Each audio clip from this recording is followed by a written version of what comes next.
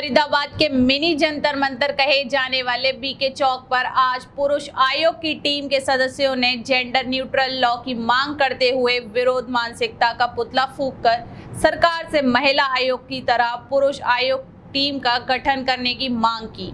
इस मौके पर उन्होंने महिलाओं को मिलने वाले अधिकार का महिलाओं द्वारा गलत दुरुपयोग करने के आरोप भी लगाए और उन्होंने कहा कि जिस प्रकार से महिलाओं को न्याय दिलाने के लिए महिला आयोग का गठन किया गया है, उसी प्रकार से पुरुषों को भी न्याय दिलाने के लिए पुरुष आयोग का गठन होना चाहिए। मर्द को भी दर्द होता है, मर्द को भी दर्द होता है, मर्द को भी दर्द होता है। ये कैसा बेटी उत्थान, ले रहा पुरुषों की जान। ये कैसा बेटी उत्थान, ले रहा पुरुषों की जान। ये कैसा बेटी उत्थान, ले रहा पुरुषों की जान। पति परिवार करे पुकार, बंद करो ये अत्याचार। पति परिवार करे पुकार, बंद करो ये अत्याचार। हम जेंडर न्यूट्रल लॉ के लिए आज प्रदर्शन कर रहे हैं कि जो हमारा कानून है वो न्यूट्रल होना चाहिए। वो लड़कों के लिए भी बराबर होना चाहिए और लड़कियों के लिए भी बराबर होना चाहिए।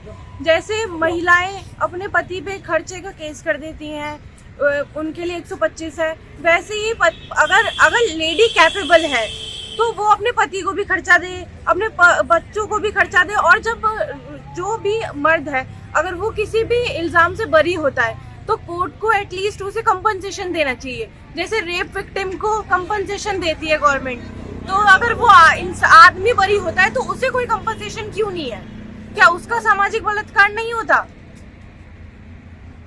प्रदर्शन के माध्यम से क्या कहना चाहेंगे आप लोग? हम प्रदर्शन के माध्यम से लोगों को जागरूक करना चाहते हैं ताकि लोगों को भी पता लगे कि जैसे बहुत लोग ऐसे होते हैं कि जिन्हें पता ही नहीं होता कि समाज में क्या बुराई है क्या नहीं है, तो इससे हम समाज को जागरूक करना चाहते हैं। दोस्त, हमारी मांग है जेंडर न्यूट्रल लॉ की, कि पुरुषों के लिए आपके पास कोई कानून नहीं है। पुरुष चाहे वो पिता हो, चाहे वो बेटा हो, चाहे वो दामाद हो, चाहे छोटा भाई हो, आपके पास कानून है ही नहीं। आप दामाद के मुकाबले बहू के हक देख लो कितने हैं, बेटी के मुकाबले बेटे के हक देख लो। बेटे को पिता जिस टाइम चाहे, जिस समय चाहे, 18 साल का होते ही प्रॉपर्टी से बेदखल कर सकता है। लेकिन अभी 2 दिन पहले हाईकोर्ट का ऑर्डर आया है कि बेटी अगर चाहे तो अपनी शादी तक के लिए पिता से खर्चा ले सकती है। बेटी को हक दे दिया गया है, शादी तक के लिए खर्चा ले सकती है। और वही बेटी बहू बनने के बाद चाहे वो 2 दिन ससुराल में रुकी हो, पूरी उम्र पति से ATM का बटन दबा के पूरी उम्र की पेंशन है, जिसको कहते हैं गुजारा भत्ता। और अगर एक मुश्त किस्त लेनी है तो पिता से ली गई, उसको कहते हैं एलिमनी, 20 लाख 25 लाख। मतलब बेटी को तो आपने एक तरफ दे दी पिता की प्रॉपर्टी में हिस्सा शादी से पहले, शादी के बाद पति से हिस्सा, और शादी के बाद भी अगर वो चाहे तो माता पिता से और ससुराल की प्रॉपर्टी में हिस्सा ले सकती है। लेकिन वही बेटा ना तो माता पिता से लेने का हकदार है, ससुराल में तो भूल जाओ आप, दामाद को कोई हक ही नहीं है कि पूछ भी ले कि प्रॉपर्टी कितनी है तुम्हारी, क्योंकि वो तो पैदाइशी शायद दहेज लोभी है जी। एक वो, दूसरा बहू जो है हमारी सच की देवी है, भगवान की बेटी है।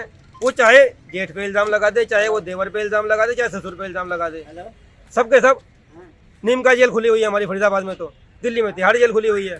तो आखिर एक पक्ष सच ही हमेशा बोलते ही सच, और दूसरा सफाई देने का मौका भी नहीं है के पास। हम रोते रहें, बिलखते रहें, चीखते रहें, हमारे लिए कोई कानून ही नहीं है। एक ऐसा मंच जैसे महिलाओं के लिए महिला आयोग, महिलाओं के लिए महिला थाने, पुरुषों के लिए क्या है? हमारी मांग है कि पुरुषों के लिए एक पुरुष आयोग हो, पुरुषों का एक मंच हो जिसमें कि हम भी जाके अपनी शिकायत दर्ज कर सकें। आज एक शव यात्रा निकालने वाले हैं आप, क्या है ये, किसका शव यात्रा निकालना? शव यात्रा है पुरुष विरोधी मानसिकता की जी, जिसमें कि पुरुषों को पहली नजर में दोषी मान लिया जाता है और महिला को सच्चा मान लिया जाता है। वही समाज जब महिला अपने बयान से कोर्ट में मुकर जाती है, चाहे पैसे के लालच में मुकरती है, चाहे कैसे मर्जी मुकरती है, 78% केसेस जो है रेप के कोर्ट में झूठे साबित होते हैं। चाहे उसको आप कोई मर्जी कारण मानो, लेकिन 22% के लिए कोर्ट चल रही है।